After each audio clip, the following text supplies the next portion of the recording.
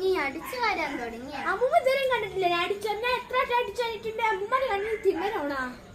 എല്ലാരും എന്റെ കണ്ണിൽ തിമ്മരല്ല, എന്നെ എന്തേ ഈ അമ്മൂമ്മ വന്ന് കാലം മുതൽ ഇവിടെ നശിപ്പാണ്.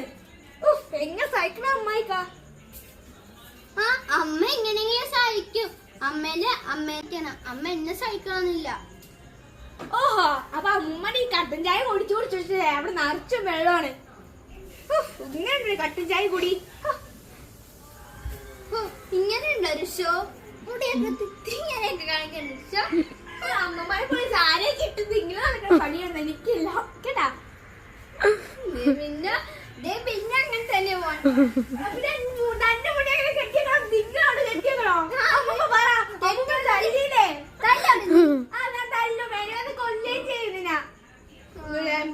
അമ്മൂമ്മ ക്ഷമിക്കാൻ പതിരുണ്ട്.